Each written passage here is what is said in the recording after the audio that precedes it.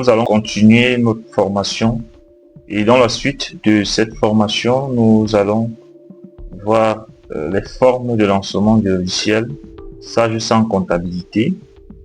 Donc je rappelle que nous sommes au chapitre 1 intitulé Ergonomie et installation du logiciel. Nous avons déjà installé, nous avons vu comment installer le logiciel ou les logiciels. Nous avons installé tous les logiciels sur lesquels nous allons travailler, notamment Sage sans comptabilité, Sage gestion commerciale. Nous avons installé Sage gestion des immobilisations et Sage Paie. Donc pour cette formation sur le logiciel Sage sans comptabilité, nous allons continuer avec les formes de lancement du logiciel. Donc puisque vous connaissez déjà comment installer le logiciel, il est important que vous sachiez aussi quelles sont les différentes méthodes qui s'offrent à vous pour le lancement du logiciel. Pour ce faire, nous allons d'abord aller au bureau. Donc quand vous avez installé votre logiciel, pour lancer le logiciel, nous avons 3 méthodes. Je vais lister ici. D'abord, à partir du menu démarrer. À partir du menu démarrer, nous allons aller sur le menu démarrer ici. Et puis nous allons cliquer sur toutes les applications et chercher le dossier Sage. Voilà, le dossier Sage est là. Nous allons déplier ce dossier et nous verrons Sage sans comptabilité. Donc, en cliquant dessus, cela va lancer le logiciel. Donc, je vais cliquer dessus et cela va lancer le logiciel, tel que vous pouvez le voir.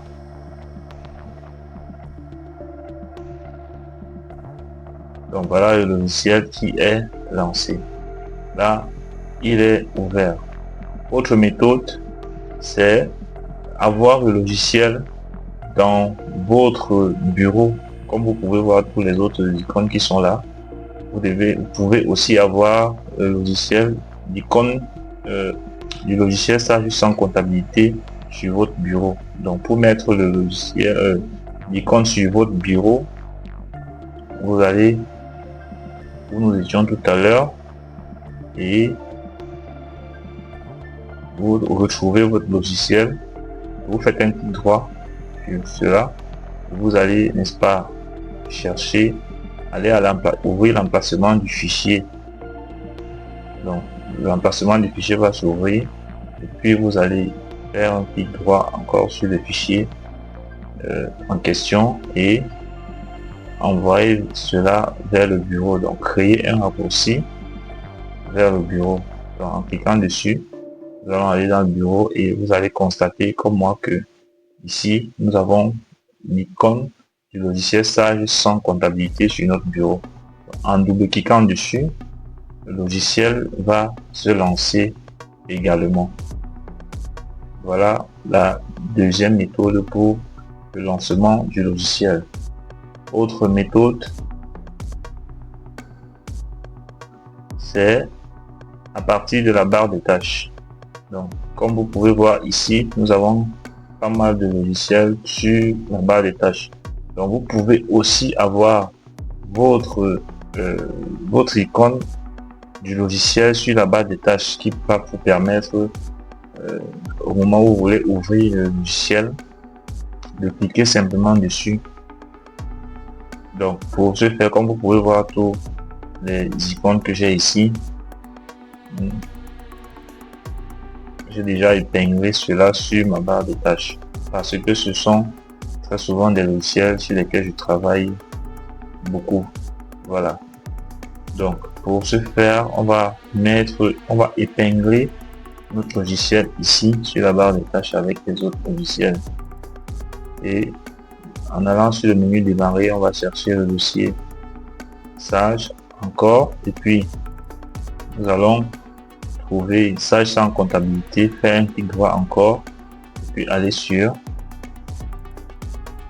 épingler, aller sur plus, puis épingler à la barre de tâches en cliquant dessus. Comme vous pouvez le constater ici, le logiciel s'est épinglé sur ma barre de tâches. Donc, en cliquant dessus directement, vous allez constater que le logiciel s'ouvre également. Donc voilà les différentes méthodes qui permettent d'ouvrir le logiciel plus rapidement. Donc quand vous avez ouvert le logiciel, maintenant une autre étape est, n'est-ce pas, que nous puissions aller voir de quoi il s'agit exactement. Donc on va pour la prochaine vidéo, parce que j'ai voulu que cette formation ne soit pas, que les vidéos ne soient pas longues, notion sur après notion, que nous puissions faire des vidéos notion après notion pour que vous puissiez mieux comprendre, que vous puissiez mieux vous adapter avec l'environnement du logiciel. Voilà, nous allons arrêter cette vidéo comme ça, et dans la prochaine vidéo nous allons effectuer la présentation du logiciel et continuer notre formation.